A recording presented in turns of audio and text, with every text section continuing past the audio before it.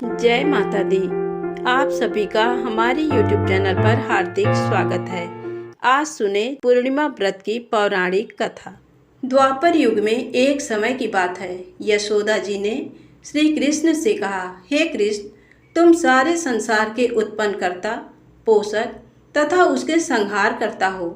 आज कोई ऐसा व्रत मुझसे कहो जिसके करने से मृत्युलोक में स्त्रियों को विधवा होने का भय न रहे तथा ये व्रत सभी मनुष्यों की मनोकामनाएं पूर्ण करने वाला हो। श्री कृष्ण कहने लगे, हे माता, आपने अति सुंदर प्रश्न किया है। मैं आपसे ऐसे ही व्रत को सविस्तार कहता हूँ। सौभाग्य की प्राप्ति के लिए स्त्रियों को 32 पूर्णमासियों का व्रत करना चाहिए। इस व्रत के करने से स्त्रियों को सौभाग्य संपत्ति मिलती है। ये व्रत अचल सौभाग्य देने वाला एवं भगवान शिव के प्रति मनुष्य मात्र की भक्ति को बढ़ाने वाला है। यशोदा जी कहने लगी, हे कृष्ण, सर्वप्रथम इस व्रत को मृत्युलोक में किसने किया था, इसके विषय में विस्तार पूर्वक मुझसे कहो।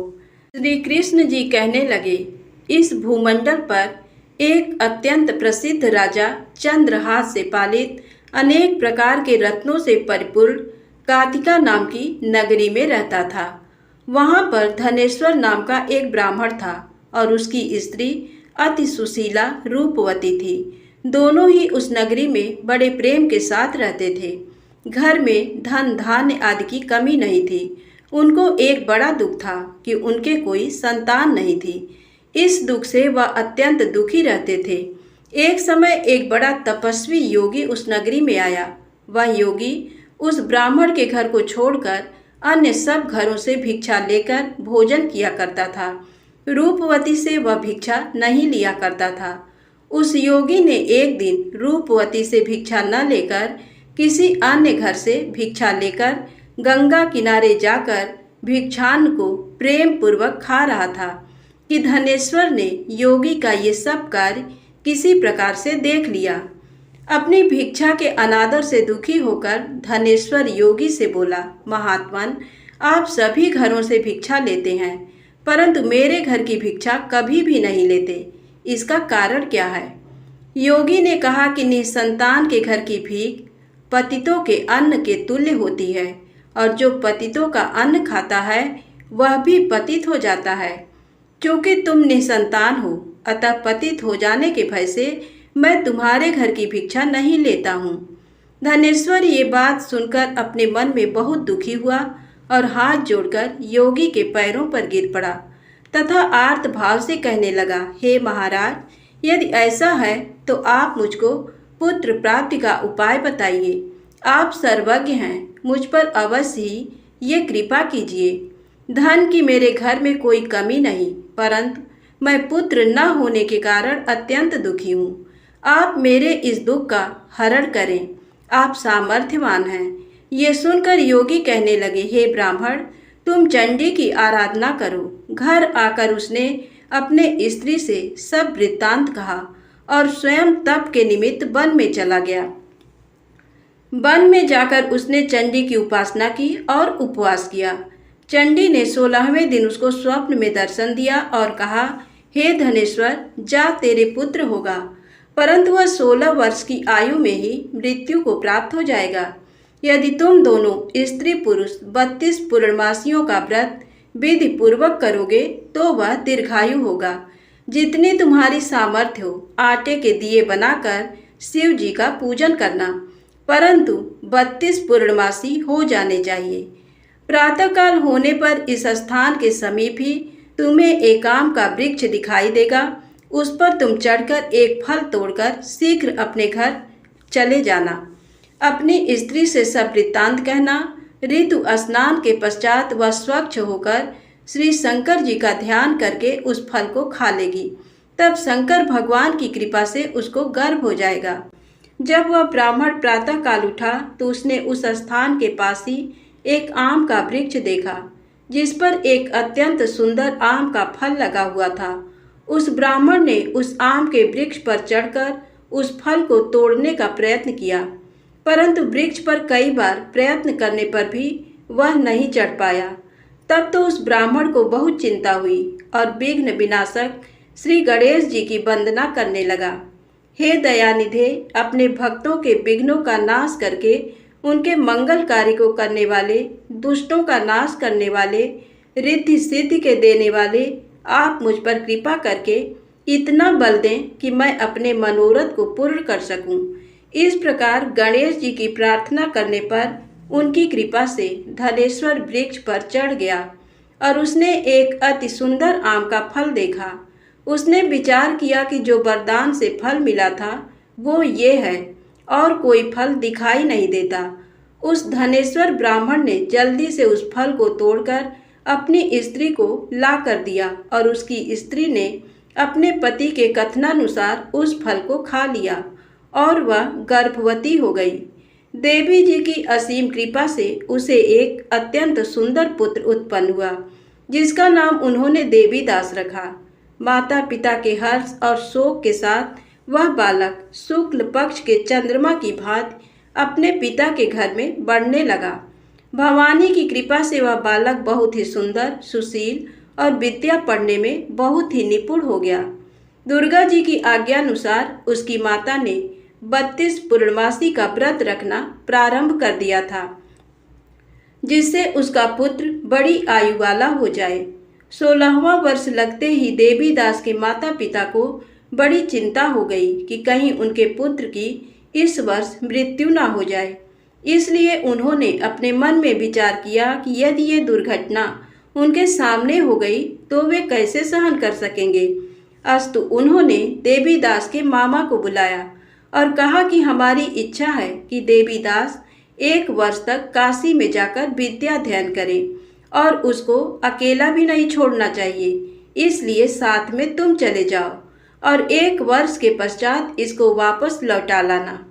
सब प्रबंध करके उसके माता पिता ने काशी जाने के लिए देवीदास को एक घोड़े पर बैठाकर उसके मामा को उसके साथ कर दिया, किंतु ये बात उसके मामा या किसी और से नहीं कही। धनेश्वर ने सपत्नीक अपने पुत्र की मंगल कामना तथा दीर्घायु के लिए भगवती दुर्गा की आराधना और पूर्णमासियों का व्रत करना आरंभ कर दिया। इस प्रकार बराबर 32 पूर्णमासी का व्रत पूरा किया। कुछ समय पश्चात एक दिन वह दोनों मामा और भांजा मार्ग में रात्रि बिताने के लिए किसी ग्राम में ठहरे। उस दिन उस गांव में एक ब्राह्मण की अत्यंत सुंदरी, सुशीला, विदुषी और गुणवती कन्या का विवाह होने वाला था। जिस धर्मशाला के अंदर वर और उसकी बारात ठहरी हुई थी, उसी धर्मशाला में देवीदास और उसके मामा भी ठहरे हुए थे। संयोग बस कन्या को तेल आदि चढ़ाकर मंडप आदि का कृत्य किया गया तो लग्न के समय वर को धनुर्वात हो गया। वर के पिता ने अपने कुटुंबियों से परामर्श करके निश्चय किया कि ये देवीदास मेरे पुत्र जैसा ही सुंदर है, मैं इसके साथ ही लग्न करा दूं और बाद में विवाह के अन्य कार्य मेरे लड़के के साथ हो जाएंगे। ऐसा सोचकर देवीदास के मामा से जाकर बोला कि तुम थोड़ी देर के लिए अपने भांजे को हमें दे दो, जिससे विवाह के लग्न का सब कृत्य सुचारू रूप से हो सके। तब उसका मामा कहने लगा कि जो कुछ भी मधुपर्क आदि कन्यादान के समय वर को मिले वह सब हमें दे दिया जाए, तो मेरा भांजा इस बारात का दूल्हा बन जाएगा। ये बात वर के पिता ने स्वीकार कर लेने पर उसने अपना भांजा वर बनने को भेज दिया और उसके साथ सब विवाह कार्य रात्रि में विधि पूर्वक संपन्न हो गया। पत्नी के साथ वह भोजन न कर सका और अपने मन में सोचने लगा कि न जाने ये कैसी स्त्री होगी। वह एकांत में इसी सोच में गर्म निश्वास छोड़ने लगा तथा उसकी आंखों में आंसू भी आ गए। तब वधू ने पूछा कि क्या बात है, आप इतने उदासीन व दुखी क्यों हो रहे हैं। तब उसने सब बातें जो वर के पिता और उसके मामा में हुई थी उसको बतला दी। तब कन्या कहने लगी कि ये ब्रह्म विवाह के विपरीत हो कैसे सकता है। देव, ब्राह्मण और अग्नि के सामने मैंने आपको ही अपना पति बनाया है, इसलिए आप ही मेरे पति हैं। मैं आपकी ही पत्नी रहूंगी, किसी अन्य की कदापि नहीं। तब देवीदास ने कहा, ऐसा मत करिए, क्योंकि मेरी आयु बहुत थोड़ी है। मेरे पश्चात आपकी क्या गति होगी, इन बातों को अच्छी तरह विचार लो। परंतु वह दृढ़ विचार वाली थी। बोली कि जो आपकी गति होगी वही मेरी गति होगी। आप उठी और भोजन करिए, आप निश्चय ही भूखे होंगे। इसके बाद देवीदास और उसकी पत्नी दोनों ने भोजन किया तथा शेष रात्रि वे सोते रहे। प्रातःकाल देवीदास ने अपनी पत्नी को 3 नगों से जड़ी हुई एक अंगूठी दी, एक रुमाल दिया और बोला, हे प्रिय, इसे लो और संकेत समझकर स्थिर चित्त हो जाओ। मेरा मरण और जीवन जानने के लिए एक पुष्प वाटिका बना लो, उसमें सुगंधि वाली एक नव मल्लिका लगा लो, उसको प्रतिदिन जल से सींचा करो और आनंद के साथ खेलो कूदो तथा उत्सव मनाओ। जिस समय और जिस दिन मेरा प्राणांत होगा ये फूल सूख जाएंगे और जब ये फिर हरे हो जाएं तो जान लेना कि मैं जीवित हूँ।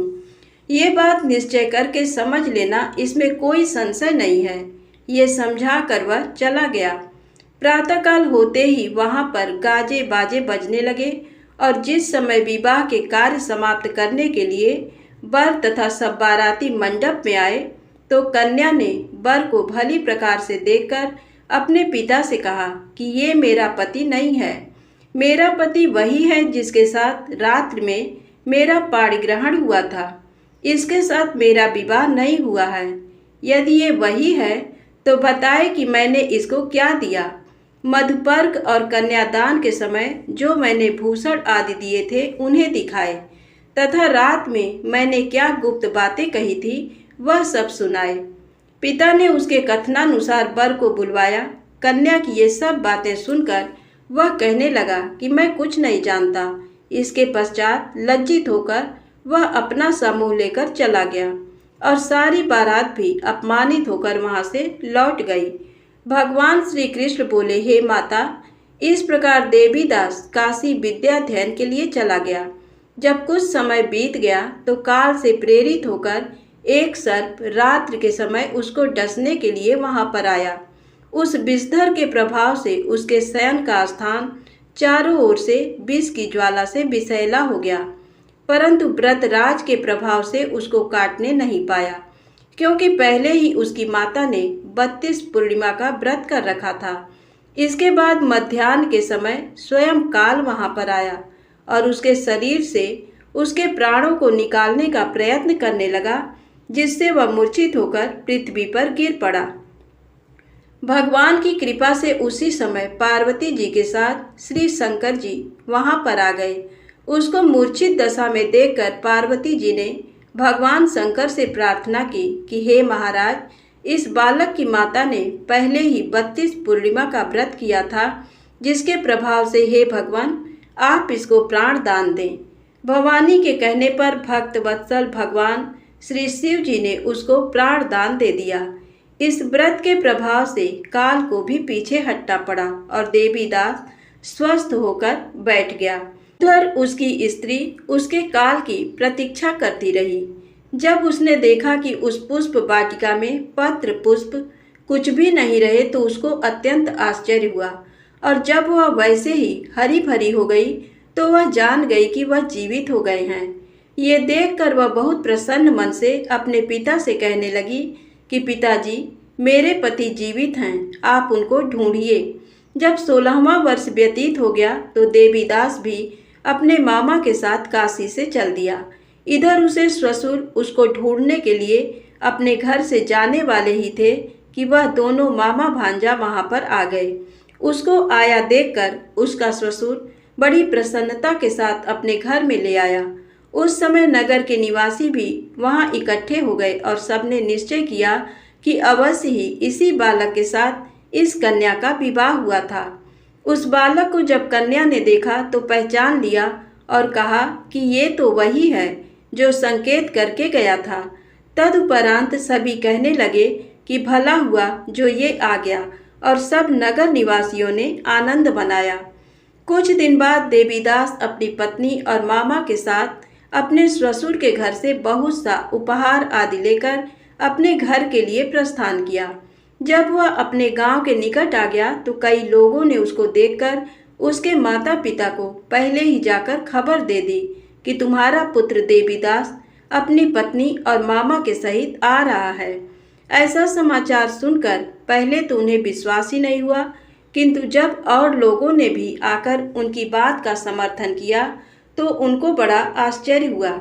लेकिन थोड़ी देर में देवीदास ने आकर अपने माता पिता के चरणों में अपना सिर रखकर प्रणाम किया और उसकी पत्नी ने अपने सास ससुर के चरणों को स्पर्श किया तो माता पिता ने अपने पुत्र और पुत्र वधू को अपने हृदय से लगा लिया और दोनों की आंखों में प्रेमाश्रु बह चले।